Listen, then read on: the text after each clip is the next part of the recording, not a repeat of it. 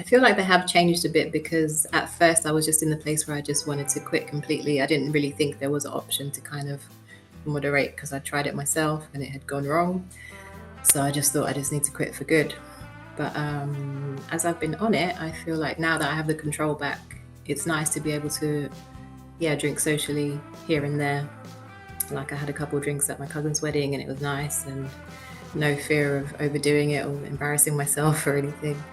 So yeah, at the moment I'm happy to maybe drink on occasion, but I wouldn't mind if I got to the point where I'm not drinking at all. Welcome, everybody. It's Katie with Thrive Alcohol Recovery, and I'm here today with a special guest. Today I have with me Maria, and Maria is a Sinclair Method success story. Would you say you're a success story, or are you still in the middle of your I'm journey? still in the process, Okay. but it's been a success so far.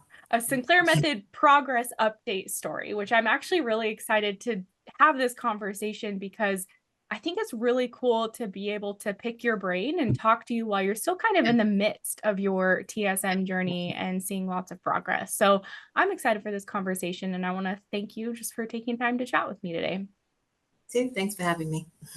So, okay, let's start at the beginning, just so people can have an understanding of what your relationship with alcohol was like before you started TSM. Would you mind, Maria, kind of taking us back to what your patterns with drinking were like before you started on naltrexone and TSM? Yeah, so it's interesting because I've been thinking more about it now since I've started on TSM. But so I'm 36 at the moment. I'd say I kind of started drinking about the age of 18. I had my son when I was 17. So then kind of started going out with my friends. My mum would have him overnight, started partying. And straight away it was kind of straight into binge drinking. Like we was always trying to get as drunk as possible and for the cheapest amount of money kind of thing.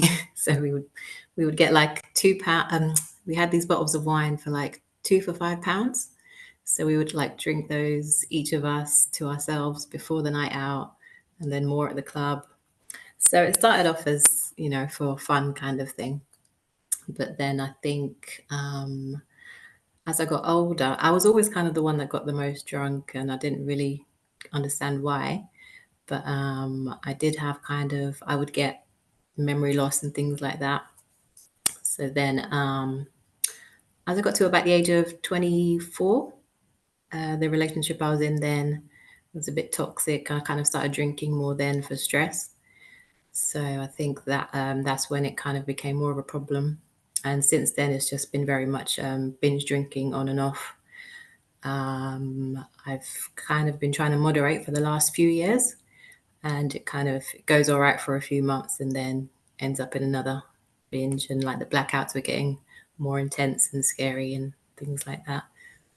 Yeah. Yeah, that's it's interesting because there's kind of two types of drinkers, I guess. There's those of us that are more like daily routine drinkers, and then there's binge drinkers, which it Yeah. sounds like, would you mind, I guess, telling us a little bit about like what a week in the life looked like for you as a binge drinker, just in case there's people listening that maybe can relate with your style of drinking? Yeah. So at first, it started off just the weekends. Like I'd wait till Friday, maybe Friday and Saturday. And then as I got older, it was just more like one day or the other. So around as soon as it was 5 p.m. Friday, I would start drinking until I pass out or whatever. And then eventually it became like in the week as well. So by Wednesday, I would start thinking, oh, maybe I should have a glass of wine tonight, and then I'd have a few and feel rubbish the next day, and thought, oh, I didn't like to go into work hungover, so I would wait until the weekends and like have a proper drink then, Yeah. and then be hungover Sunday, feel rubbish on Monday, and it was just like the same kind of cycle. But then by Wednesday, I'd feel better again, and yeah, start all over, pretty much. Such a familiar cycle. I know probably everyone listening can relate to some degree with that. So I heard you say you tried to moderate, kind of would be successful and then not. Did you ever try to quit drinking alcohol before TSM? I did like trying to go cold turkey. That was Yeah. usually after like a bad binge episode. I'd feel rubbish and think, okay, I'm not drinking again. But then it wouldn't last very long. Maybe the longest I think was about 5 months. Okay. Yeah. And then, yeah, now I understand that to be like the alcohol deprivation effect. Exactly. Yeah. That's Yeah. such a light bulb moment for so many of us on the method. Did you feel that way when you learned about it as well? Like, oh, I that didn't explains so understand. much. I was like, why can't I just control it? Or, I can't stop. So yeah, that was interesting to read. Yeah, it's not because we lack discipline or are a terrible person or have the intention to destroy our life. It's like our brain has changed, and Yeah. yeah, it's beyond our logic and reason. So wow, okay. So thank you so much for kind of painting that picture for us of what your drinking was like pre-TSM. So when did you find the Sinclair method and when did you get started on it? So when I was trying to moderate a few years ago, I'd say 2021, I think, I heard about it like somewhere on the internet, but I didn't really take too much notice. I thought it was kind of too good to be true, just brushed it off. And then last year, the end of 2023, I had been moderating for a while. I was doing okay, but then I had a couple of bad binges. So for the first time, I went to this local drug and alcohol service, and they kind of mentioned something about, oh, there's a pill you can take to reduce your cravings. So I was like, okay, like, yeah, I want to do that. So then they said, oh, you have to do an assessment first and all this. So we did that. And they basically said, oh, because you're a binge drinker, you don't really qualify for it. So that's why I ended up, I just did all my research online. I watched the Claudia Christian TED Talk and everything. And so I went online and bought the Naltrexone over the internet. And I just got started myself really from there. It's unbelievable, like the fact that you went to a service to try to get help and you were like so close to getting the medication and they wouldn't give it to you. Like, I'm sure that was very frustrating for you. It was, yeah.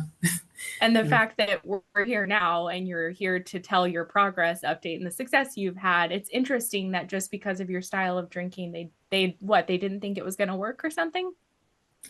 I think they said it wasn't kind of severe enough. That Oh, was their reason. interesting. Yeah. Oh, So I think they said it was more for daily drinkers. Yeah. oh, okay. I haven't really heard that before. That's interesting. And Okay, so oh, go the way ahead. the Sorry. the way the health service is in the UK, I just knew it would take forever to try and Oh, get it to the doctors and stuff. So yeah, I you didn't really took want to wait. matters into your own hands. So, okay, you did your own research, you got the prescription to the medication. So, when did you officially start on the method? So it's actually, I was like waiting for the pills. I ordered them at the end of January. I was like tracking it every day, waiting to see when they were coming. And then they got delivered on the 9th of February, which is my mom's birthday. So I wasn't even feeling like drinking at that point because I felt a bit rubbish from my last binge and stuff, but I just wanted to get started straight away. So I took a pill, bought a bottle of Prosecco, and I could just tell from the first like sip like it was going to work kind of thing. Like I just didn't feel like having a next drink. I drank it really slowly, and yeah, that was the beginning. Wow. So, we're recording this in June of 2024. So, how many months have you been on it at this point? So on my app it says week 17. Week So that's 17. Okay. 4 months. Yeah. Okay. So I'm interested to hear, like, you noticed that difference just within the first drink that you had. For people who maybe haven't experienced drinking on naltrexone yet, you said that you just didn't really want to keep drinking. Can you describe more of what that experience is like for you drinking on naltrexone and how it gives you that control back over alcohol? Yeah, it very much just kind of gives you like an off switch. Like you do still feel a bit, I felt a bit tipsy, which I didn't think I was going to. But then it's just something in my mind was more like, okay, I've had enough. I feel tipsy, I feel good. And yeah, I just didn't really want to go any further. And I think because I was ready as well, and I just didn't want that feeling again of binging or blacking out. So I was being mindful as well. But you can still, feel tipsy, have a good time. Up once you get over the side effects, I would say, because for the first 2 weeks I did have some side effects. Felt really tired, but it worked out all right for me because I was off work for a week or so at the time I started. So I was just like sleeping during the day and stuff, and just let it work. It was Oh, good. that's awesome. I mean, that not awesome that you had side effects, but that they ended up going away and were tolerable and you were able to deal with it. And I'm glad you brought that up, because some articles or things you read about naltrexone, it says that it blocks the buzz, and that makes people wrongfully assume that you can't get intoxicated on naltrexone, which just is not That's what I true. thought. Yeah. You thought that too? Yeah. But then I did. So the first time I got drunk on it, I would say is it was St. Patrick's Day, and I went out with my Irish friends, and they drink a lot, so they were just kind of pouring drinks over and over. But I did stop after a few. But then the next day I had quite a hangover, and I only had like 3 or 4 drinks. Oh. So yeah, since then I was just more mindful after that. So I Yeah. think that comes into play as well. Like just watching your consumption and doing the drink logs is helpful. Yeah. Yeah.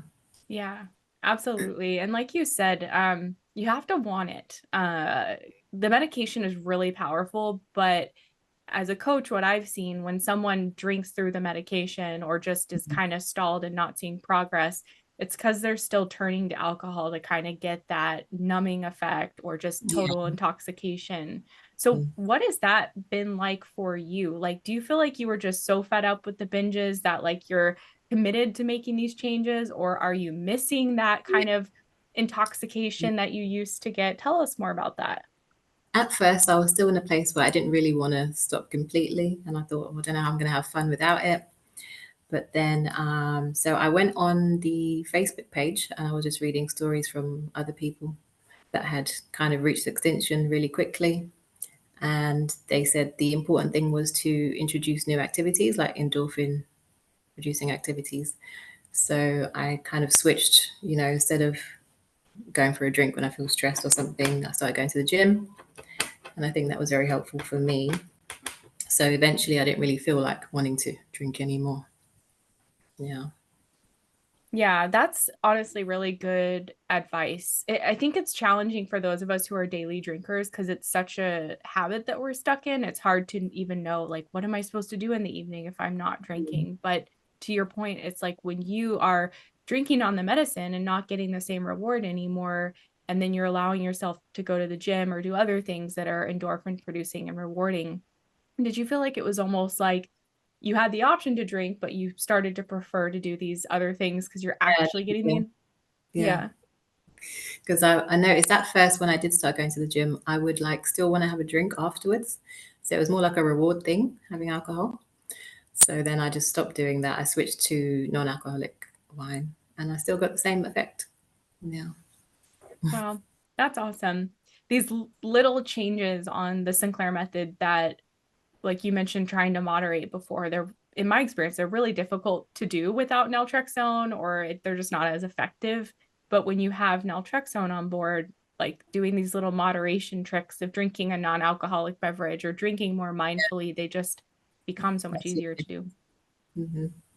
Yeah, Yeah. it becomes like normal now. Yeah. So tell us, like, you've been on the method for about like 4-ish months. How do you Mm. feel your progress has been so far? It's been really good so far. I think at first I was very anxious about it working and kind of obsessive over it. I was checking my drink chart every day, even though I hadn't been drinking, so it wasn't going to change that day. But yeah, I started to notice after a few weeks, like the times where I usually would actually in March. So that was my second month. I had more days where I was craving alcohol, but then I would just take the pill and only have like half a beer. So I think it was like that's when your brain's trying to fight back and want more alcohol. So I recognized that. And yeah, I just think I was really prepared because before my pills came, I'd already ordered a pill key holder. I think I watched all your videos. I was already on the Facebook group. So yeah, I was just very ready. Yeah. And then I went for my first holiday on Naltrexone. I just came back at the end of May. And yeah, it was a 2 week holiday and I had a total of like 4 drinks the whole time. So I was like very proud of that. And yeah, still had a good time, came back refreshed, not hungover, and it was good. And but then the day I got back, actually, it was a bank holiday here, so that's when people don't have work the next day on the Monday. So I went to see a friend, had a couple of drinks with my naltrexone, but I probably had about 4 or 5 drinks over 6 hours, and I felt pretty rubbish the next day. So I think that was my first proper like now over. Yeah. Yeah, it's just like my body can't really tolerate it as much anymore. I was like, I can't believe how I used to like drink loads of tequila and all sorts.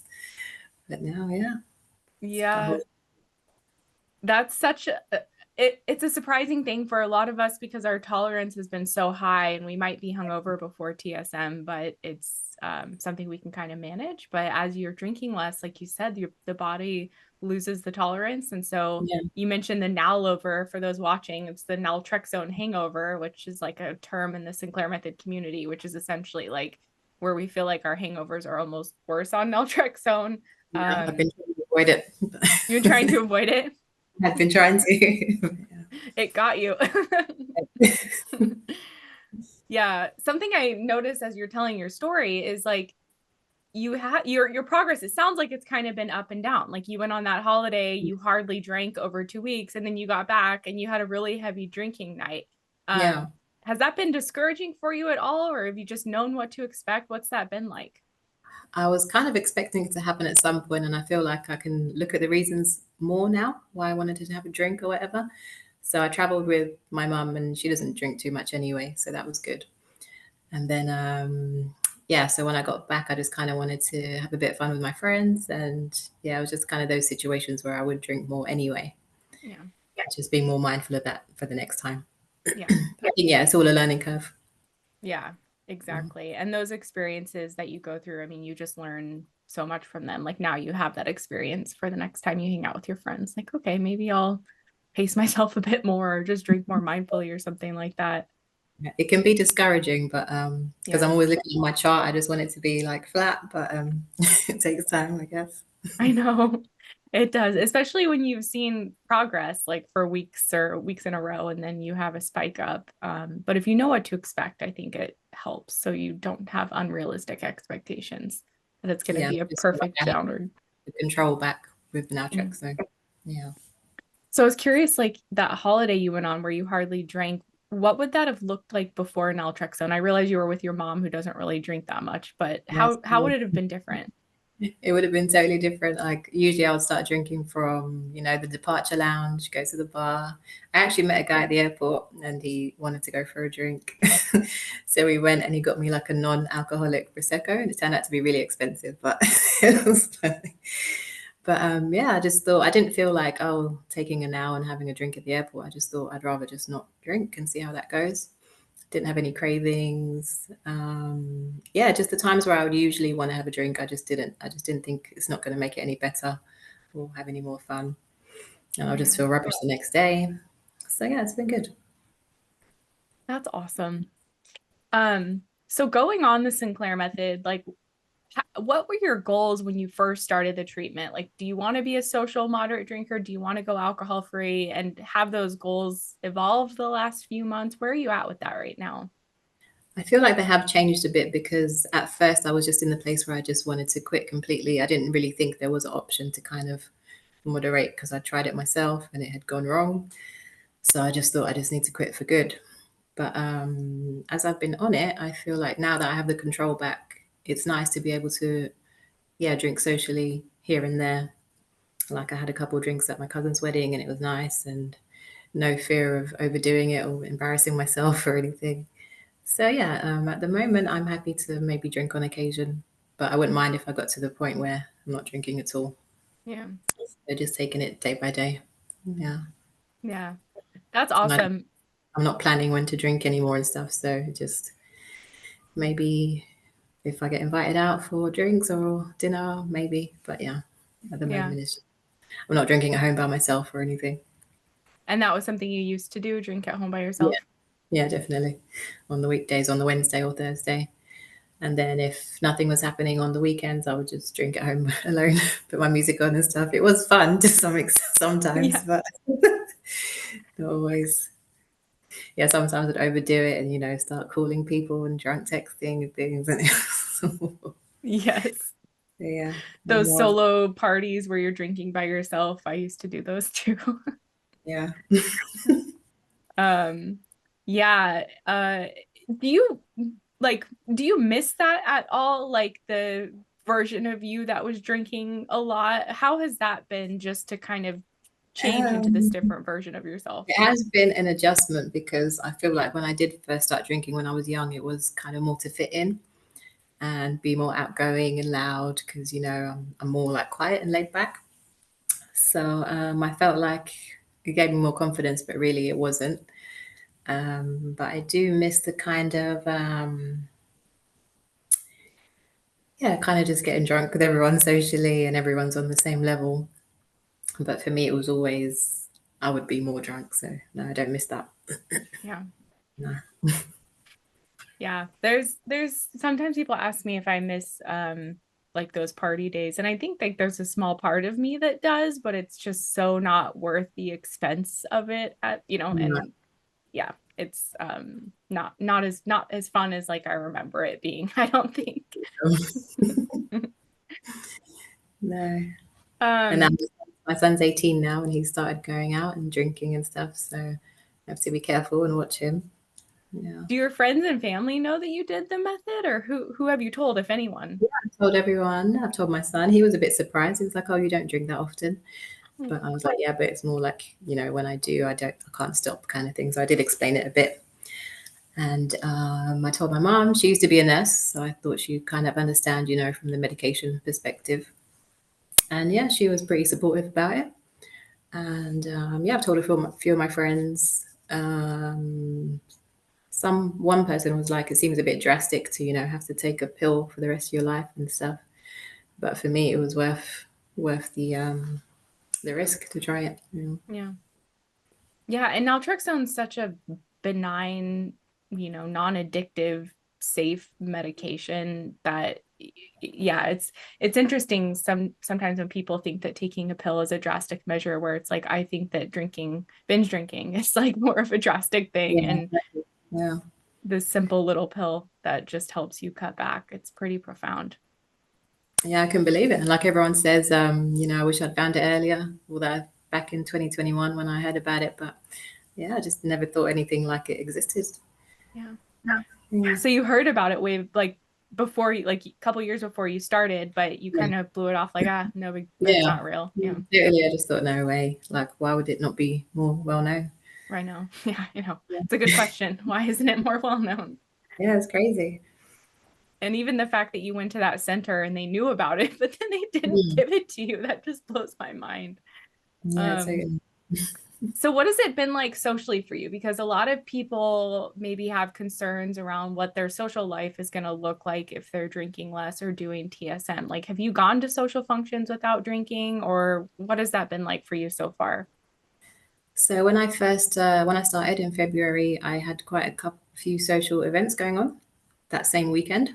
So I kind of started taking it out straight away. And it made a huge difference. I did feel a bit spaced out at first. I was still going through side effects. But I think people did notice. They're like, oh, you're drinking really slow. But I was like, yeah, I'm just, chilling out. Didn't really want to explain to everyone and stuff. But I felt okay. I still feel like I could socialize. I didn't feel awkward or anything. That's good. And have you had a social function yet where you opted to not drink just because you didn't feel like it? Yes, actually, I went on a date a few weeks ago and I just thought I didn't really fancy drinking. And he wasn't drinking either, so that was okay. I mean, the date didn't go well, but I was happy I didn't drink. Feel like it probably would have been better with a few drinks, but no. Anyway, now I'm into mocktails and stuff. So yeah, it was nice. Nice. Yeah. And I think it's good to try out all different places where you would normally drink and see how you feel. Yeah. Was Yeah. that challenging for you to like socialize without it, or is it just how has that been for you? It's been okay. It's been a bit of an adjustment, but I feel like it's been more fun, more positive, because most times I would just forget the whole night really and what what was said, what conversations I had. Yeah. So now, yeah, it's better. Yeah. Yeah. Yeah, I personally like to drink more on naltrexone because I could trust myself again. And that was such a cool feeling to know I wasn't going to get blackout and do or say things I regretted. So it sounds like similar for you as well. Yeah, I think so. Mm. You kind of mentioned earlier about like mindful drinking and logging and stuff like that, in addition to taking naltrexone and following the Sinclair Method protocol, like Mhm. what else has attributed to your success so far? If you could list a few things that you've done that maybe could be pointers for others. That has helped me be successful. Yes. I would say the support groups are a big deal. I would say it would be better to join like a organization like yours or the Sinclair Method UK, Yeah. because I think it's very important to have other people that know about the process to help you through it. But for me, I just kind of use the Facebook groups, and I signed up to like Reddit and Discord and everything. And yeah, just asking questions whenever you know not sure about something, and just kind of yeah, looking back at the reasons why you drink and what it does for you, like what is it actually doing for you. Yeah. And yeah, changing habits was the biggest thing for me. And Yeah. once you understand the science behind it as well, with the rewiring your neural pathways, it makes a lot more sense. And so if you kind of believe in it more, I think. Yeah. Yeah, because I see a Yeah. lot of people that it's not working for them, or they're not in the 78%. But yeah, you have to kind of make changes as well. Yeah, I always say that you have to meet the medication halfway. It's like extremely powerful, but if we're only taking the medication and drinking and not doing anything else to change, I find it's really easy just to keep taking naltrexone and drinking, and you don't get a chance to, I mean, go out on a date without drinking. A lot of people, that might be a terrifying concept. Like, what? I couldn't imagine. But like, you were willing to put yourself out there and do that, and maybe go through the uncomfortable adjustment of socializing without drinking. Or Yeah, it's good to get out of your comfort zone. exactly. Yeah. Like um even this is very nerve-wracking for me, but yeah. well, thank you for sharing your story. You're doing a great job, and I know this is going to help a lot of people to be able to hear from you and just relate to your style of drinking as well. Yeah. And I think seeing people like you as well. There was a guy from London. I think his name was Anthony. Yeah, Yeah, Anthony. Yep. yeah, he's really funny. But yeah, it was nice to see someone, from my area and stuff. So it was good. Yeah, he and I've been in touch. He was talking about maybe coming back again just for an update. He's still doing well. Yeah, he's a funny guy. Yeah, yeah. um, All these videos, just getting as much information as you can is yeah. helpful, and just being prepared. Yeah. I was curious to ask, I know you mentioned like you started drinking when you were pretty young. So like how many years do you feel like you were struggling with alcohol use disorder before TSM? So I would say about like a good 10 years. Okay. Yeah. Yeah. But I didn't really think it was a problem for a long time. Like all my friends were drinking at the weekend, it was normal. So yeah, I didn't really realize it until Yeah. more recently. Yeah. Yeah, it starts to become more problematic, especially as we get older. We're about the same age. And I mean, when I started the method, I was in my early 30s. And even then, my hangovers and stuff were getting worse and lasting multiple days. Yeah. And I think it took a toll on my like mental health as well. The hangovers and stuff. Yeah, definitely. Yeah. I felt Did you like I want had to anxiety, but I think it was more alcohol induced. It's been a lot better since I've been on TSM. Yeah. Oh my gosh, yeah. And that's something that I relate to as well, where I would wake up with my heart pounding in my chest and I just Yeah. thought that was normal. And Yeah, as I pretty much. started on TSM, it was like, oh, I actually feel better. My depression isn't as low. So do you feel better mental health wise as well? Yeah, much better. Like totally different. Wow. It's amazing how much alcohol contributes to that. Yeah, and I thought as a binge drinker, it's not really like it shouldn't be affecting me as much as it is, but because it's just a constant cycle. And I just thought, I don't know how I'm gonna, ever get out of this. But yeah, so it's just way better now. Mm. Really. Um, so what does a week look like for you now? Like, what's your relationship with alcohol today as we record this and you're a little over 4 months into TSM? So I just had my first, I guess, properly free, alcohol-free weekend. So 9 days alcohol-free. I'm not really planning to drink this weekend. Oh, actually, I am going to. I'm going to Barcelona with my friends, and we are going to a little wine tasting. So I think that'll be the time when I have a drink. But yeah, now I know that I can with my naltrexone. But apart from that, I'm just, yeah, it's very much just drinking socially here and there. And I'm planning to, yeah, just try a month off and see how that goes. Oh. So you're going to Yeah. take a month-long break from alcohol at some point in the future? Yeah, when I come back next week from Oh, Barcelona. that's awesome. Yeah, just to give it a go, see how I feel. I think it'll be pretty. I don't really feel like I have any cravings, Yeah, pretty that's much.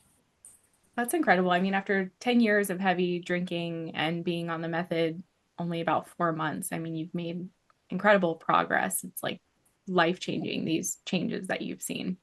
I feel like my brain is fixed. I just have a lot more mental space. I can plan things now. Like I've always wanted to do like a little solo trip, but I was always too scared to go by myself in case I ended up in a binge somewhere in a foreign country. So yeah, now I can plan those things. Yeah, it's That's looking positive. that's so cool. I know you really get your life back and you can Mm. trust yourself again. It's such an incredible feeling. Yeah, no Um, one really understands it, but people can see, positive differences. So yeah, it's yeah. good. So what was challenging about the Sinclair method? If there was one or two things that was particularly challenging for you, what were they? I feel like the socializing was challenging at first because I was so focused on what I'm doing and like making sure I'm redosing at the right time and I'm logging my drinks. So I wasn't really paying attention to everyone else too much at first. I was more concerned about the process and my extinction sessions. So, but as I kind of let go of that a bit and just relax into it, that was okay. What else has been challenging? Um, I guess just getting on it in the first place in the UK. Yeah. So yeah, that's not good. There is the Sinclair Method UK, but I didn't have the money at the time to do that. But I would say, I'm not sure what else at the minute. Yeah, mostly just the socializing and finding other things to do, like if you drink for stress or to relax, just finding different habits. And yeah, finding new things. Like I've started learning to play the guitar, Well, practicing every now and then, not as much as I should be. Yeah, I can't think of anything else too much. I mean, that's good if there haven't been any like, super challenging experiences that you've had to go through. I think the things you mentioned, I mean, just learning how to cope with stress without turning to alcohol automatically, that was probably one of the more difficult things for me that took me much longer than you, I think, to figure that out. And I recognize that's a challenge for a lot of people as well. But I think what's really cool is, I mean, stories like yours just to show that it's totally possible. And it's a process. What's great about TSM is you can do it gradually. It's not like you've got to figure it all out tomorrow. Yeah. You get to drink and you get to try, coping in different ways and, all of that. So And I think doing your research and just getting a lot of knowledge is important. I watched the is it Andrew Huberman, I think, a podcast about alcohol, and that was very eye opening about the effects it has on your body, things I didn't really know before. So yeah, just being as informed as possible absolutely. Yeah. and look at things differently. So when I was trying to moderate a few years ago, I started. One of the suggestions was like volunteering to be doing something else.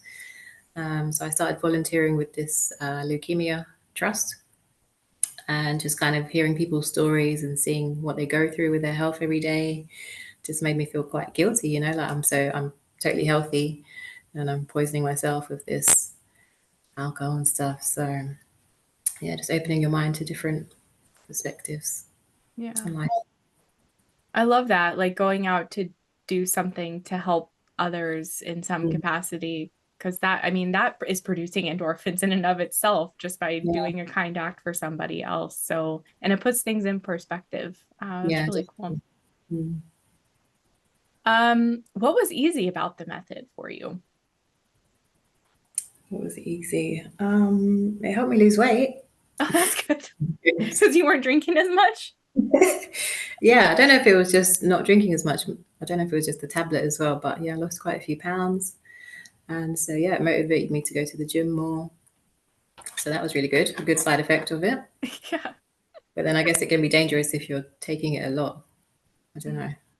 Yeah, because I heard it's linked to like weight loss drugs, like Ozempic and stuff. I think Apparently, it's a similar type. It's not exactly like Ozempic, but you're exactly right that naltrexone is used for weight loss. I've seen it usually used with like low dose and maybe, well, Butrin, the two together. But yeah, that, I mean, I have heard people say it impacted their appetite.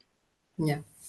And for me, it was easy to be compliant, just because I kind of read other people's stories of when they've drank without now, Yeah. and how quickly your brain can relearn the addiction. So I very much always wait an hour.